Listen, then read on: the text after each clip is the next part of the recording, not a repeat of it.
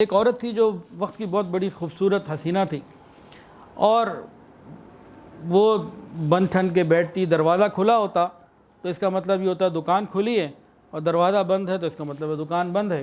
تو روزانہ شام کو اپنے وقت پہ وہ بیٹھتی ہے، دروازہ کھلا رہتا، کوئی کسٹمر آ جاتا دروازہ بند ہو جاتا۔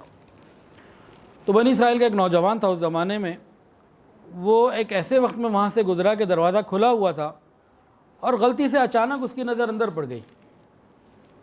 جیسی اندر نظر پڑی، یہ نوجوان تھا اور وہ خوبصورت تھی، ایک دم اس کے دل کے اوپر اس کا اثر آ گیا، ایک نئے نقش ہوتا نا، چھپ گیا اندر۔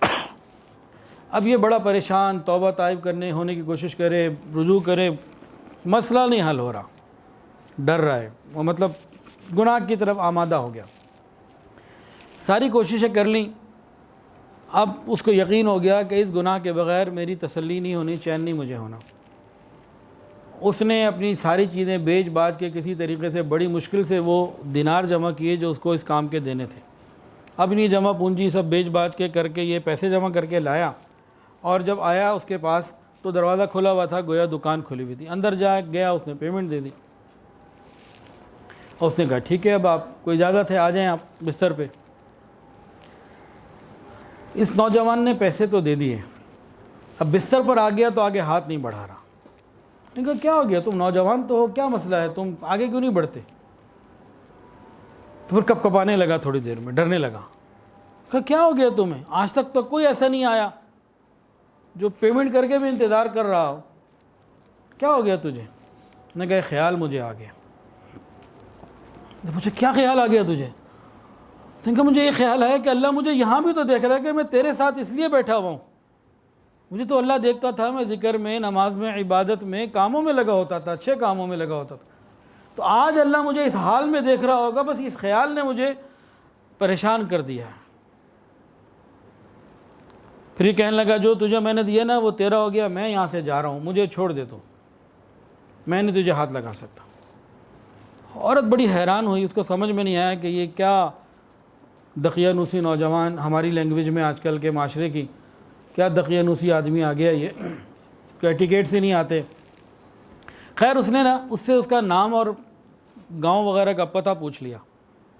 اب یہ نوجوان وہاں سے اپنے ایمان کو، عزت کو بچا کے وہاں سے دوڑا اور اپنے جگہ چلا گیا۔ اب یہ پھر انتظار میں ہے کہ کوئی آئے، لیکن ایک نیک نوجوان کی صحبت اس کو مل گئی تھی، اور ایک ایسا واقعہ اس کے ساتھ ہو چکا تھا جو آج تک کبھی نہیں ہوا تھا۔ اس نے پھر اس کو سوچنے میں سوچ پہ مجبور کیا کہ یہ نوجوان جس نے کبھی ایسا گناہ نہ کیا، آج وہ گناہ کے لیے بڑا ہے، تو اس خیال نے اس کو روک دیا کہ اس کا پروردگار دیکھ رہا ہے، تو میں تو روز یہ کرتی ہوں، پروردگار تو میرا بھی وہی ہے جو اس کا ہے، وہ بھی تو مجھے روز دیکھتا ہوگا اس حالت کے اندر، تو میرا اللہ کے ہاں تو کوئی مقام ہی نہیں ہوگا۔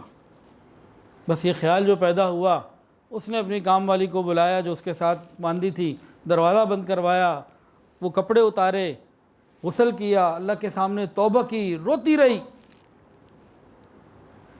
اور پھر اس نے نیکی کی زندگی گزارنی شروع کی۔ چند دن کے اندر اس کو، یا چند گھنٹوں میں، چند دنوں میں، بہت جلدی اس کو یہ ریئلائز ہو گیا میں یہاں رہوں گی تو جو میرے عاشق ہیں وہ مجھے نہیں چھوڑیں گے، کوئی نہ کوئی مسئلہ ہو جائے گا، مجھے یہاں سے چلنا چاہیے، کہیں اور جانا چاہیے، یہاں سے نکلوں میں۔ اب کدھر جاؤں؟ اس نے جو پوچھا تھا نا نام پتہ، اس نے کہا اچھا اسی کے پاس جاتی ہوں اور کوشش کرتی ہوں کہ اس سے میں منت کروں کہ مجھ سے شادی کر لے اور میں عزت کی زندگی گزار لوں۔